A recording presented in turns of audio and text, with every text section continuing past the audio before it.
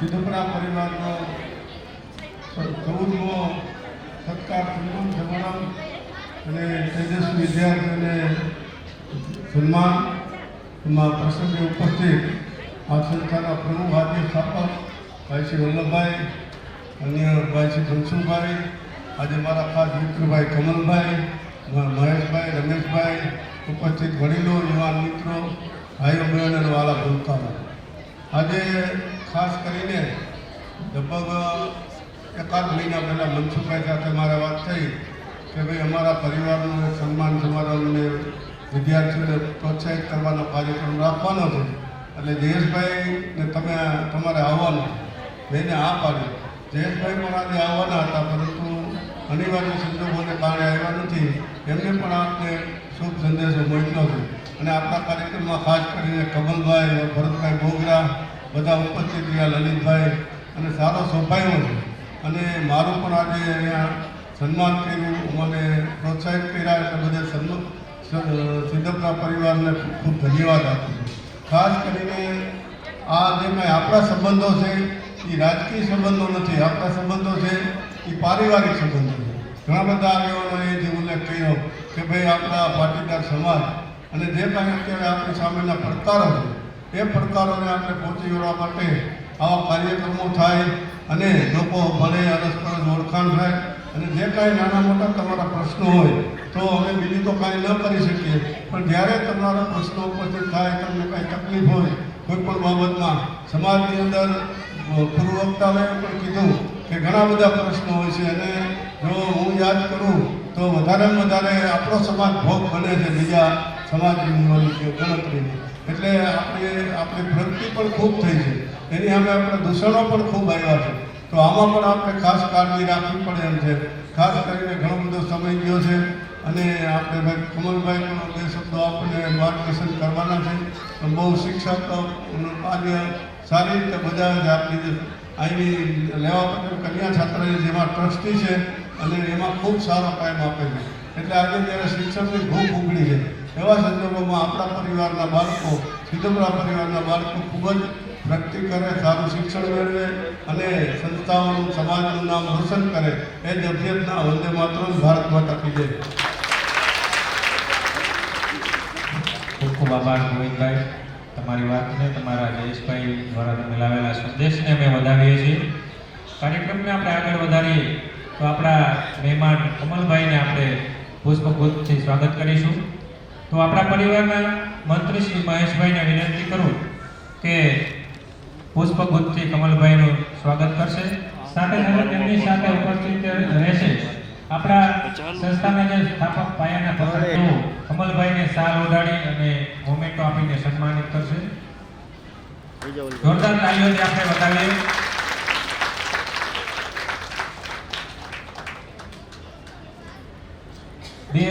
થી કમલભાઈ અમારું આ સોશિયલ ગ્રુપ કાર્યરત છે, અને તેમાં અર્જણ બાપા અને વલ્લભભાઈ ડોક્ટર આ બધા પાયાના પત્ર છે કે જેમના વિચારથી આ સોશિયલ ગ્રુપનું વર્ષ છે કે સતત અવિરત સેવાકીય પ્રવૃત્તિ કરી રહ્યું છે. ખૂબ ખૂબ આભાર અર્જણ બાપા. અને આપણે જે વાત કરી હિંમતવાન બાપાના દીકરાઓ છે. હવે ધોરણ 7 ના વિદ્યાર્થીઓને આપણે સન્માનિત કરવા જઈ રહ્યા છીએ. ધોરણ 7, ધોરણ 6 અને ધોરણ 5 આ ત્રણે ધોરણના વિદ્યાર્થીઓના હું નામ બોલું તેઓ અહીં ઉપસ્થિત થાય અને આગળ તેમનું સ્થાન લઈ લે.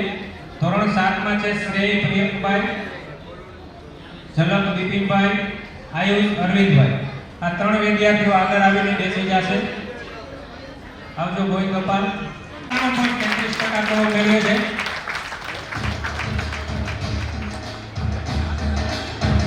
ઝલક બિપિનભાઈ પણ તૈયાર રહેશે. 93% સેકન્ડ નંબર ઉપર આવે છે.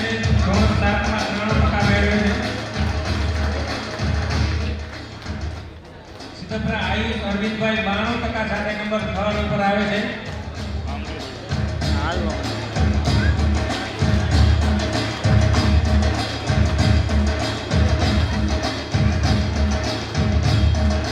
એ જ રીતે સિદ્ધપરા આયુષ અરવિંદભાઈ 92.97% સાથે નંબર 3 ઉપર આવે છે. તાલીઓ વધારીએ.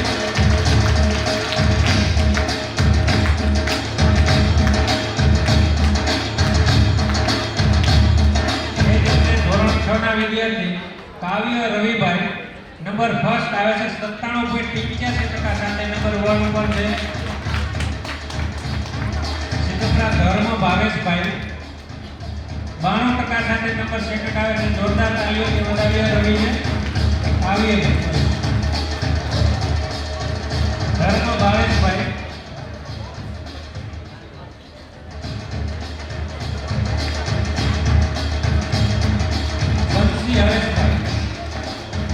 બંસી હરેશભાઈ 88%. ધોરણ 6 ના વિદ્યાર્થી 88% સાથે નંબર 3 ઉપર આવે છે.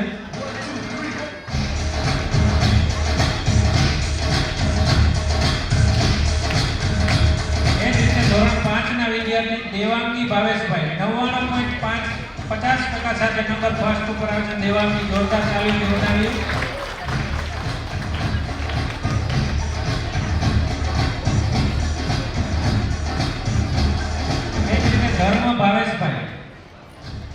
ધર્મ ભાવેશભાઈ સેકન્ડ નંબર ઉપર આવે. સોરી, હીરવા અશ્વિનભાઈ 95% સાથે નંબર સેકન્ડ ઉપર આવે છે.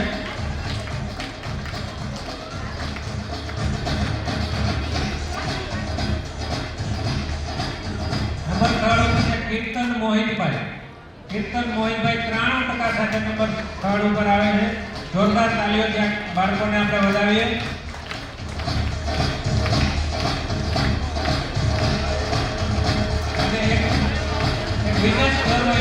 બિઝનેસમેનના હાથે બાળકોને વધાવીએ ત્યારે બાળકોને પણ એમ થાય કે હું પણ કમલ નયન સુચિત્રા જેવો બનું અને મારી પણ કંપની એની કંપની જેવી હોય. કારણ કે કમલભાઈની કંપની અમે બધાએ જોઈ છે. 1000 કરોડનું ટર્નઓવર છે એવી એમની કંપની છે ને ઘણા બધા પંપો એ લોકો બનાવે છે. તે વિશેષ વાત તો તેમજ તે લોકો જ કહે છે. પણ સાહેબ 1 મિનિટ ઊભા રહેશો. આપણે આ પટેલવાડીના મંત્રી શ્રી વેલજીભાઈ ડોબરિયા આપણી વચ્ચે ઉપસ્થિત છે, તો તેમને આપણે સન્માનિત કરવા છે. તે પણ આગળ આવશે અને કમલભાઈ તેમને પુષ્પગુચ્છ આપી અને વધાવશે.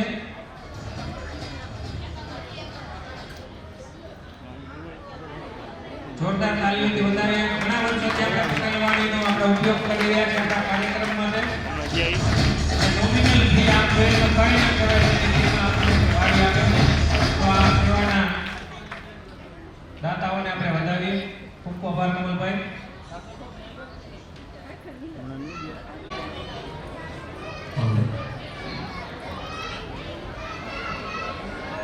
આપ સૌને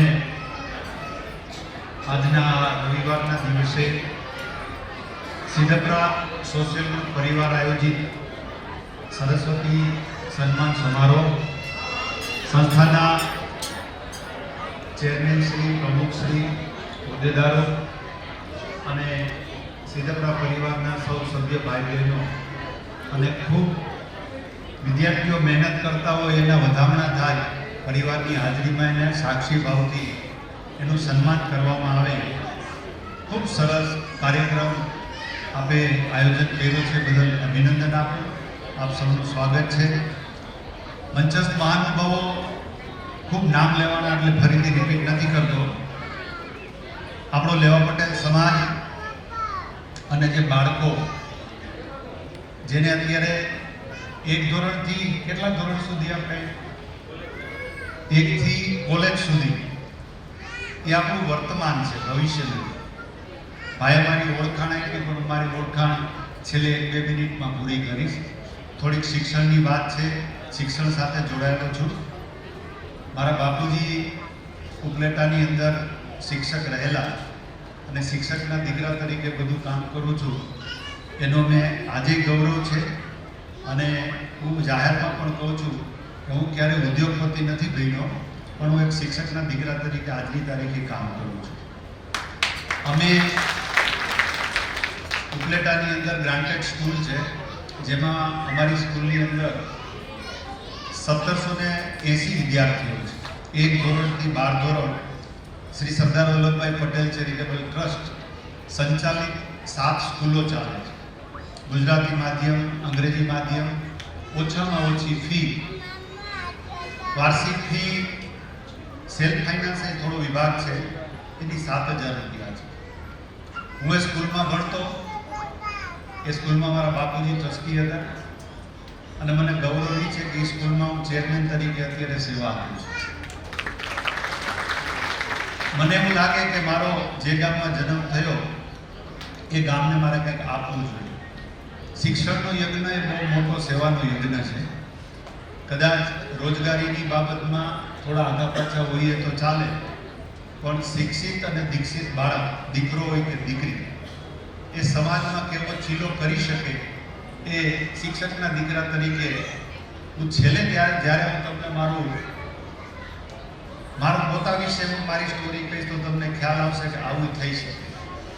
જે સંસ્થામાં આપ બેઠા છો એ સંસ્થાની અંદર પણ મેં ટ્રસ્ટી તરીકે એક નાનકડો રેકોર્ડ કરેલો.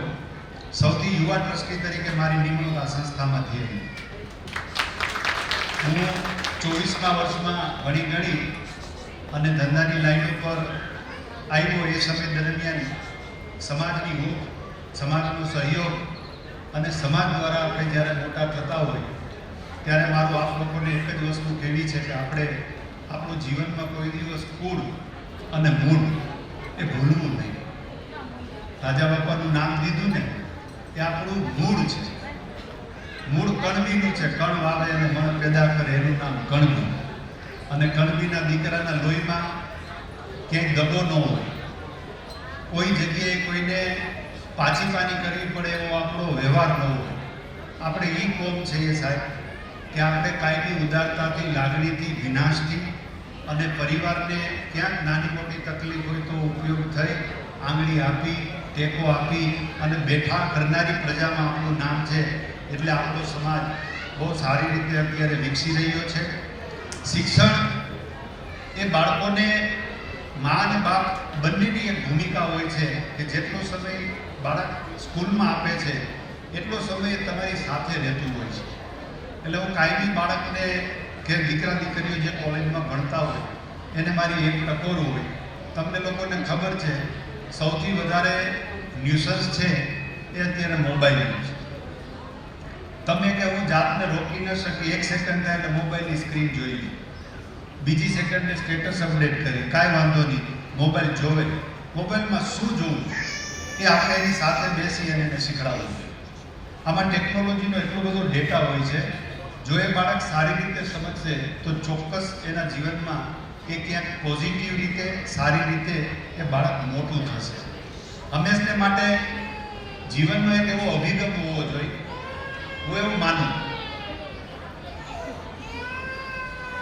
લક્ષ્મી રોવે તો રૂપાળા લાગે. દીકરો આપણો હોય ને એ આપણી સંપત્તિ હાચવી દે, પણ દીકરી છે ને સારી એ તો તમે 1000 યજ્ઞ કર્યા હોય, હાથ નહીં 71 પેઢીની પુનાઈ હોય અને ઠાકોરજીની અને માની બહુ અસીમ કૃપા હોય સાહેબ, એની ઘરે દીકરીનો જન્મ થયો છે. દીકરી દીકરી છે. દીકરીનું પાત્ર ઘણી બધી રીતે આપણા સમાજમાં છે. દીકરી બેન હોઈ શકે, દીકરી માં હોઈ શકે, દીકરી પત્ની હોઈ શકે. એટલે પારિવારિક સંબંધો બનતા હોય એમાં પહેલી વાત આ આવે છે કે ઘરમાં પ્રશ્ન ન જોતો હોય, કુટુંબમાં પ્રશ્ન ન જોતો હોય, જે કંઈ દીકરા દીકરીના લગ્ન થાય ખાલી એક જ વ્યવહાર આપણે ચાલુ કરી કે આપણે સિદ્ધપરા પરિવાર દીકરી દીએ, દીકરી દીએ. હું જાહેરમાં કહું છું, દરેક સમાજમાં, દરેક આપણી જ્ઞાતિની અટક પરિવારના સંમેલનોમાં જતો હું છું, આ વાત કરું કે દીકરી પરણીને સાસરે જાય ત્યારે એને દીકરી તરીકે જ આપણે વિદાય આપીએ, એને વહુ ન બનાવીએ. અને માં મારીએ, માં સાસુ ન થાય એટલે જિંદગીમાં કોઈ દી ઘરમાં પ્રશ્ન નહીં આવે. જો સમજાય તો બહુ મોટી વાત મેં કીધી છે, પણ એનો અમલ કરવો એ જે તે માના હાથમાં હોય. બાળકો એને 4 લેવલે આપણે મજબૂતાઈ આપવી જોઈએ. એક ફિઝિકલ, એટલે કે બાળક અત્યારે જે સ્થિતિમાં છે કે તમે જો ફિઝિકલ ફિટનેસ ન હોય તો ક્યાંક આપણું સંતાન કે આપણે પોતે પાછા પડીએ. એટલે ફિઝિકલ ફિટનેસ શરીરને એક સુબદ્ધ રીતે રાખવાની વાત છે. સારું ખાવું, વ્યાયામ કરવો, યોગ કરવા. કારણ કે 45 વર્ષ પછી છે ને પગના બેરિંગ જવાના ચાલુ થાય, કમરનો દુખાવો ચાલુ થાય. આના કારણો એ જ છે કે ફિઝિકલ ફિટિંગ ઉપર આપણું ધ્યાન નથી. બહેનો થોડું વધારે ગૌરવ લેતા હોય, ભાઈઓને એવું કહે કે તમે બાઈને એવો પણ અમે ઘરકામ કરીએ કેટલી એક્સરસાઇઝ થાય. પણ મારી માં એ એક્સરસાઇઝ નથી, એ થોડુંક કામ છે. સ્પાઇનલ કોડ હરખું રાખવું હોય તો ફિટિંગ માટે તમારે થોડીક એક્સરસાઇઝ કરવી પડે. ફિઝિકલ ફિટિંગ હશે ને જિંદગીમાં બાળક કોઈ દિવસ પાછું નહીં પડે. બીજું મેન્ટલ ફિટિંગ, સૌથી અગત્યની બાબત છે મેન્ટલ ફિટિંગ. મનને મજબૂત બનાવો. તમે બાળકને શીખડાવો કે જીવનમાં સુખ અને દુઃખ, તડકો અને છાયો જેટલા તમે જોયા છે એનાથી પણ વધુ આવનારા સમયમાં આવવાના છે. એને એ રીતે મજબૂત કરો કે દીકરો કે દીકરી સાંજે 7 વાગ્યા પછી મોડા આવે, ફોન બંધ આવે, એકાદ કલાક મોડું થઈ જાય, રૂટીન સમય કરતા ચિંતા થાય કે ન થાય? અને ન આવવાના વિચાર કે શું થયું હોય છે, 5-10 ફોન લગાડી લઈ. આ આત્મવિશ્વાસ આપણી પાસે શું કામ નથી? બાળકને એ કેળવણી આપીએ કે બેટા સાચા રસ્તા ઉપર ચાલવાવાળા જીવનમાં બહુ ઓછા લોકો છે. ખોટો રસ્તો પકડશો ને તો તરત રૂપિયાવાળું થવાશે, તરત પ્રસિદ્ધિ મળશે, બધું થશે, તરત થશે, પણ ટકશે પણ નહીં. જો સાચો રસ્તો પ્રમાણિકપણે પકડેલો હશે ને સાહેબ, તો જે બી વાવન વડલો ઊભો થાય ને એવી તમારી પરિવારની છાયા મોટી થાય. એટલે માનસિક મજબૂતાઈ એને તમામ સ્ટેપ ઉપર આપવાની છે. શિક્ષણની પરીક્ષા આપે એ પરિણામ એ વર્ષ પૂરતું હોય, એ કદાચ કોલેજ કરે ત્યાં સુધી હોય. પરિણામ ઉપર બાળકનું જીવન નક્કી નથી થતું. આપણે એના માર્ક ઉપરથી, એના મેરિટ ઉપરથી નક્કી કરી લઈ કે મારા દીકરો દીકરી છે એ ભણવામાં એવરેજ છે.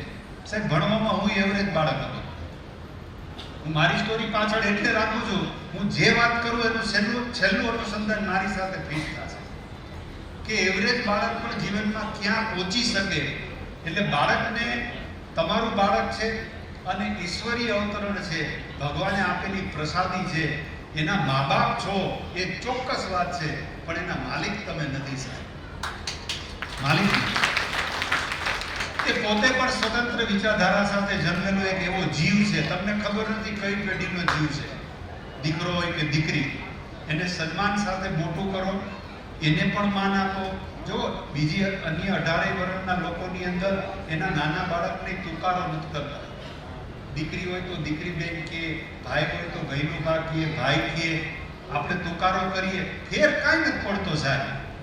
પણ સંસ્કારનું બી વાવવું હોય ત્યારે આપણે ખેડૂતના દીકરા જઈ સાહેબ, આપણી ખેતી નબળી ન હોય, આપણો ચાસ ત્રાસો ન હોય તો આપણા પરિવારનો કેળો કઈ રીતે ત્રાહો થાય સાહેબ? કઈ રીતે ત્રાહો થાય એ તો આપણે જોવાનું છે. એટલે માનસિક મજબૂતાઈ બાળકની દરેક પગલે કરજો. પરિણામ યસ આવે, નો આવે, એનાથી બાળકનું મેરિટ નથી નક્કી થતું, કારણ કે કુદરતે પણ એને અસંખ્ય રીતે મજબૂતાઈ સાથે આ ધરતી ઉપર ઉતારેલું છે. હું પંપ બનાવું, તમે બીજું કાંઈ બનાવતા હો, પાણીની બોટલ બનાવનારો પણ માણસ પિન કે પ્લેટ બનાવે, એ એવી કોઈ જ ચીજ નથી બનાવતો જે માર્કેટમાં જાય એટલે ફેલ થાય. માણસે ઉત્પાદન કરેલી વસ્તુ જો વર્ષો સુધી ચાલતી હોય તો ભગવાને આનું અવતરણ દુનિયા ઉપર મોકલ્યું છે ને, એમાં કંઈક એને જોતું હશે એટલે ને આપણા ઘરે જન્મ કરી મોકલ્યું છે સાહેબ. આ એ બાળક છે. ભગવાન આપણે એ રીતે જોઈએ છીએ. એટલે એક મજબૂતાઈ શરીરથી, ફિઝિકલ ફિટિંગ, એક મેન્ટલ ફિટિંગ. તમારી ઘરે ગમે એ તકલીફ હોય, બાળકને પણ તકલીફનો હિસ્સો બનાવો. એવું ન કહેતા કે ના તને શું ખબર પડે, એ તારું કામ નથી. ના, એની સાથે થોડીક બાબતને સાચી રીતે સમજ આપો. ત્રીજું ફિટિંગ છે ઇમોશનલ, સંવેદના. સંવેદના વગરનું માણસ છે ને સાહેબ, એ જીવનમાં યંત્રવત માનવ જેવું કામ કરતું હોય. એ સંવેદના છે ને તો એ પરિવાર સાથે જોડાયેલું રહેશે. તમારા ઘર, કુટુંબ, પરિવાર, જરૂર પડશે તો આ દેશ માટે પણ ક્યાંક ઉપયોગી થશે. એમાં સંવેદના હોવી બહુ જરૂરી છે. અને સંવેદનાઓ છે ને એ આવા કાર્યક્રમથી જન્મે, એ સત્સંગથી આવે. હું તો એમ કહું, વર્ષે એક કાર્યક્રમ કરતા હોય ને, મારી એક આપ સૌને વિનંતી છે કે અમથે અમથું કાંઈ ન હોય તો ઘરેથી ટિફિન લઈને પણ ભેળા બેસી જમો સાહેબ. જેનું મન એનું મન, નાની મોટી તકલીફ એમને નીકળી જાય. એટલે ત્રીજી બાબત છે સંવેદના. સંવેદનશીલ બાળક હોવું જોઈએ. અને એક છેલ્લું છે સ્પિરિચ્યુઅલ, આધ્યાત્મિક. આપને ખબર નથી પણ બાળકને આપણો ધર્મનો સંસ્કાર એ છે કે આપણે સંસ્કૃતિથી જીવવાવાળા લોકો છીએ. સંસ્કૃતિ હોય તો સંસ્કારનું સિંચન થાય, અને સંસ્કારનું સિંચન થાય ને તો બાળક જે રીતે તમે ધારો ને એ રીતે અદ્ભુત રીતે બાળક બહાર આવે. પારિવારિક જ્યારે પણ આવા મેળાવડાઓ થતા હોય ત્યારે બાળક શું શીખે છે અહીંથી એ તમને જ મને ખબર નથી. આપણે 12નો ટકોરો થાય એટલે એમ થાય ઘરે થાળી પડે તો અહીંયા પડવી જોઈએ. આપણે જ્ઞાનની ભૂખ ઓછી પણ થાળી પર બેસી જવાની ભૂખ વધારે. અને આપણી કહેવત છે એ પણ રેકોર્ડિંગ ન કરતા. ભૂખો પટેલ કોઈનો નહીં.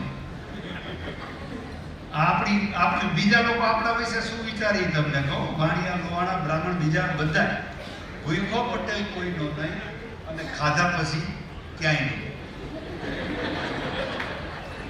આપણે 12 થી 4 હોઈ જાય છે, આખું જગત હોઈ જાય છે રાજકોટનું, પણ આપણી આ છાપ છે એને પણ બદલવી પડે કે જમવા માટે ભેગા નથી થતા. કોક આવી રીતે પરિવારના લોકો એના જીવનનો અનુભવ તમને વર્ણન કરે ત્યારે તમારે જોવું જોઈએ કે ના, હું મારા જીવનનો અનુભવ કહું. સાહેબ મારે 32 વર્ષ થયા, બધી જ ઠોકરો ખાધી. મને ભાઈ કીધું વર્ધન બાપાના દીકરા ને સોરઠિયાવાડીમાં દુકાન એની ચાની. અમે વિદ્યાર્થી કાળમાં અહીંયા સોરઠિયાવાડીમાં રહેતા સાહેબ, અમને કોઈ રૂમ ભાડે ન દેતા. હવે હારા માણાના દીકરા છે એ બતાવું કે હનુમાનજી થઈને છાતી સીડી બતાવી, રૂમ ન મળતી. આ તકલીફ, ખાવાનું ન મળે, આ બીજી તકલીફ. આ ભાઈની દુકાને જઈને હવારમાં ચા પી લે, હાંજે ચા સિંગ ખાય અને ઘણા દિવસો ગુજારેલા છે. આ ભેગા થઈ ગયા તો એક સાક્ષી થઈ કે અમારું જીવન બેનરમાં ભાઈ ત્યાં ઊભા તો છે. એટલે શિક્ષણનો આ તબક્કો કે 4 રીતે બાળકનો બરોબર રીતે એ માં એ સૌથી વધુ કરી શકશે, અને એના બાપુજી છે, એનો રોલ છે એ એને સપોર્ટ કરવાનો. મારો દીકરો અમેરિકા ભણવા ગયો એટલે આમ જનરલી બાળક અત્યારનું છે એ નોર્મલી કલ્ચર પ્રમાણે એવું બોલે મમ્મી, અને પપ્પાને પપ્પા કહે, ડેડી કહે, આવું કહેતા. એટલે મેં એને શીખવાડ્યું, બધું દીકરા કીધું મને ખરેખર તું તારી મમ્મીને માં કહે અને મને બાપુજી કહીશ ને તો બહુ ગમશે. નાનો હતો એના મગજમાં ઉતરી ગયું. આજની તારીખે એની મમ્મીને માં કહે છે, મને બાપુજી કહે. માં શબ્દ બોલો હરીસા સામે ઉભા રહીને બોલ્યો, મોટું ખુલ્લું રહે. કદાચ જશોદાએ શીખડાયું છે કૃષ્ણનું મોઢું ખોલાયું, માં બોલ્યો તો આખું બ્રહ્માંડ દેખાણું. કે માં પાત્ર જે છે ને એ બાળકને જે ધારે બનાવી શકે એ માં પાત્ર છે. મોઢાથી બોલું માં, મને હાથે નાનપણ સાંભળે, પછી મોટપની મજા મને કડવી લાગે કાગડા. 60 વર્ષનો બાપ હોય ને પણ એની માના ખોળામાં માથું મૂકી દે ને સાહેબ, એના જીવનનો થાક ઉતરી જાય. આ માં છે. અને માં જગદંબાઈ છે. આપણી માં ખોડલને આપણે પગે લાગીએ પણ ઘરની જગદંબા છે એ માં છે. શાસ્ત્રમાં એવું કીધું છે કે સ્ત્રીનો કોઈ દિવસ અનાદર ન કરવો. મહાભારતનું એક પ્રમાણ છે. મારો ટાઈમ થાય એટલે આંગળી કહેજો, મારું તો આ બધું હાઈલું રાખો. તમને કંટાળો આવે તો બંધ, ચાલુ રાખો, બંધ કરી દો. એકવાર હજી પૂછી લો. મહાભારતની અંદર દ્રૌપદીજીને દુર્યોધન જ્યારે એના મહેલની અંદર આવે છે ત્યારે થોડોક એને એ મહેલ એવો બનાવેલો કે પાણી હતું ત્યાં જાજમ દેખાતી હતી. આપ કથા જાણો છો. દ્રૌપદીજી ઝરોખામાં ઉભેલા, દુર્યોધન સામું જોતો જોતો ડગલા માંડતો હતો. ગાલીચો સમજીને પગ મૂક્યો, પાણી પડ્યો ત્યારે દ્રૌપદીજી એવું બોલ્યા હતા કે આંધળાના તો આંધળા જ હોય. આ મહાભારતનું બી ત્યારે વવાઈ ગયું. વાત એ છે કે शब्द संभाल के बोलिए शब्द को नहीं हाथ और पांव, एक शब्द औषधि है और एक शब्द है घाव. આટલી વાત લાગે છે. શબ્દ જે ઘા કરી શકે ને બંદૂકની ગોળી પણ ન કરે.